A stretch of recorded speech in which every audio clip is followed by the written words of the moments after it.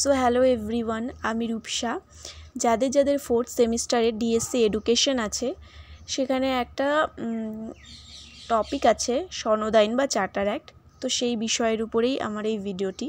আশা করি তোমাদের জন্য অনেক হেল্পফুল হবে। তো আমি শুরু করছি। সনদ আইন বা charter act 1813। East India company 1600 খ্রিস্টাব্দের মধ্যেই ভারতবর্ষে তাদের ব্যবসা বাণিজ্যের পথ সুগম করতে সক্ষম হয়েছিল, কিন্তু তা সত্ত্বেও তারা প্রায় পরবর্তী 100 বছর এদেশের শিক্ষার জন্য কোনো রকমের পদক্ষেপ গ্রহণ করেনি। যদিও 1698 খ্রিস্টাব্দের সনদ আইনে এদেশের শিক্ষার ব্যাপারে পদক্ষেপ গ্রহণের কথা বলা হয়েছিল, কিন্তু এর প্রধান উদ্দেশ্য ছিল কোম্পানির ইউরোপীয় কর্মচারীদের যে সন্তান সন্ততি রয়েছে তাদের শিক্ষার ব্যবস্থা করা, ভারতীয়দের মধ্যে শিক্ষার প্রসার ঘটানো নয়। তাহলে 1698 খ্রিস্টাব্দে যে সনদ আইন ছিল সেখানে শিক্ষার বিষয়ে বলা ছিল, কিন্তু সেখানে কেবলমাত্র কোম্পানির যে ইউরোপীয় কর্মচারীরা রয়েছে তাদের সন্তান সন্ততির জন্য শিক্ষার ব্যবস্থা ঘটানোর কথা বলা আছে। ভারতীয়দের শিক্ষার প্রসার ঘটানোর কথা সেখানে কোনো রকমভাবেই উল্লেখ ছিল না।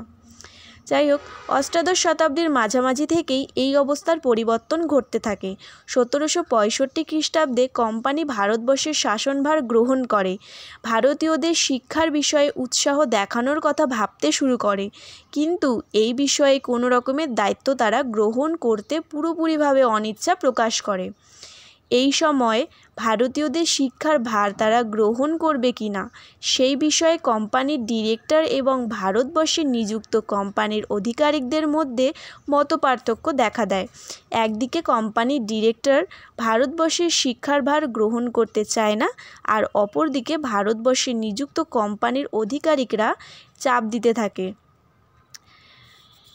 1811 খ্রিস্টাব্দে লর্ড মিন্টো আশঙ্কা করেন যে সরকার যদি শিক্ষাক্ষেত্রে অর্থ বরাদ্দ না করে তাহলে এদেশের শিক্ষা ও জ্ঞান পুরোপুরিভাবে লোপ পাবে।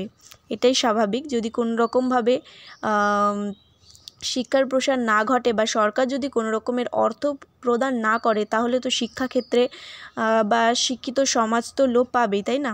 শিক্ষা যদি বিস্তার না ঘটে তাহলে তো শিক্ষাক্ষেত্রে এর প্রভাব পড়বে এবং শিক্ষা বিজ্ঞান পুরোপুরিভাবে লোপ পাবে। কোম্পানির শিক্ষা সম্বন্ধে উদাসীন্য ইংল্যান্ডের শিক্ষিত সমাজ এবং ভারতে আগত খ্রিস্টান মিশনারিদের দ্বারা তীব্রভাবে নিন্দিত হতে থাকে। মানে কোম্পানির শিক্ষা সম্বন্ধে উদাসীন্য ইংল্যান্ডে যে শিক্ষিত সমাজ রয়েছিল তা ভারতে আগত খ্রিস্টান মিশনারিদের দ্বারা তীব্রভাবে নিন্দিত হতে থাকে।